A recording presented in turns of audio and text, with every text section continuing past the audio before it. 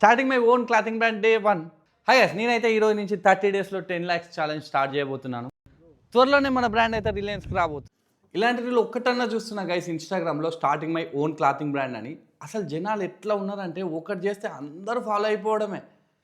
ఇది చేసేవాళ్ళు కూడా ఎలా చూపిస్తున్నారు అంటే, అరే బ్రాండ్ స్టార్ట్ చేయడం ఇంత ఈజీనా అన్నట్టు చూపిస్తున్నారు. రీల్స్ పోస్ట్ చేసినామా, టీషర్ట్ తెచ్చినామా, లోగో ప్రింట్ చేసినామా, కథం ఇంకా నేనే నెక్స్ట్ జారా రేర్ రాబిట్ అన్నీ. అసలు కథ అంతా ఇప్పుడే కదా మొదలయ్యేది.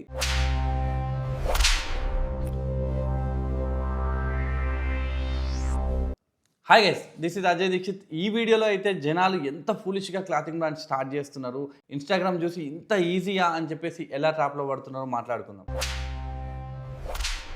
30 days challenges, fake success stories, motivational కొటేషన్స్తోని ఒక మంచి బీజిఎం యాడ్ చేసేసి రీల్ చేసేస్తారు. ఇదే ఇన్స్టాగ్రామ్ అంతా దీంతోనే నిండిపోయింది. అసలు ఎట్లా ఉంటాయంటే రీల్స్, హై గైస్ నేనైతే లాస్ట్ మంతే క్లాతింగ్ బ్రాండ్ స్టార్ట్ చేసిన, స్టాక్ అంతా సోల్డ్ అవుట్ అయిపోయింది, కస్టమర్స్ ఇంకా ఇంకా ఇంకా కావాలని మెసేజ్ పెడుతున్నారు అని చెప్తాడు. అది చూసి వీళ్ళకు అరే బ్రాండ్ స్టార్ట్ చేయడం ఇంత ఈజీయా, ఇంత ఈజీగా సక్సెస్ అవుతుందా అని చెప్పేసి భ్రమలో పడిపోతాడు.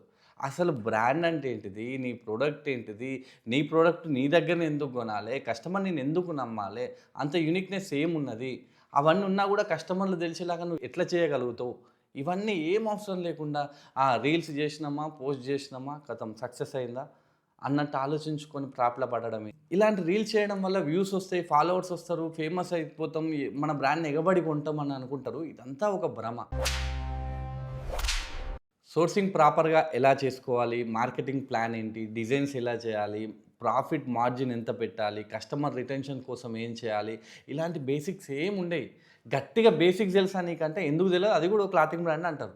ఒక 50 టీషర్ట్స్ తెచ్చినామా, లోగో డిజైన్ చేసుకున్నామా, ఇన్స్టా పేజ్ సెట్ చేసినామా, చలో ఐ ఆమ్ ద CEO. ఇప్పుడే అసలు సినిమా స్టార్ట్ అవుతుంది. ఏ మ్యానుఫ్యాక్చరర్ కూడా తక్కువ క్వాంటిటీకి టీషర్ట్స్ మ్యానుఫ్యాక్చర్ చేయరు. ఒకవేళ చేసినా కూడా అది హై ప్రైజింగ్లో ఇస్తారు. అలాంటప్పుడు వీళ్ళు ఏం చేస్తారు, లో క్వాలిటీ దగ్గరికే వెళ్ళిపోతారు, తీసుకొస్తారు, స్టార్ట్ చేస్తారు. స్టార్ట్ చేయగానే దోస్తులు, చుట్టాలు మోమాటానికి కొంటారు. తర్వాత ఆ మోమాటం పనిచేయదు. ఆ తర్వాత టీషర్ట్లు అమౌంట్ పోతలేవు అని వీనికి అర్థమవుతుంది. అర్థం కాగానే ఏమవుతుంది, ఇంట్రెస్ట్ పోతుంది. ఇంట్రెస్ట్ పోగానే కథం, కేల్ కథం, దుకాణం బంద్. ఫాలోవర్స్ అనే పెద్ద ట్రాప్లో పడద్దు. ఎందుకంటే మీ వీడియో నచ్చితే లైక్ చేస్తారు, ఇంకా బాగా నచ్చితే ఫాలో చేస్తారు. కానీ ఇప్పుడు మీకు ఒక 5K ఫాలోవర్స్ ఉంటే వాళ్ళందరూ మీ కస్టమర్లు అన్నట్టు కాదు కదా. నీ ప్రోడక్ట్ని ఎంతమంది కొంటున్నారు అన్నదే వాళ్ళ కస్టమర్స్. నీ 5K ఫాలోవర్స్లో నీకున్న రియల్ కస్టమర్స్ అంటే ఎంతమంది? రియల్ కస్టమర్స్ అంటే ఎవరు? రియల్ కస్టమర్స్ అంటే ఎవరంటే నీ బ్రాండ్ స్టోరీ, నీ డిజైన్, నీ ప్రోడక్ట్ని వచ్చి నీ దగ్గర కొనేవాళ్ళు.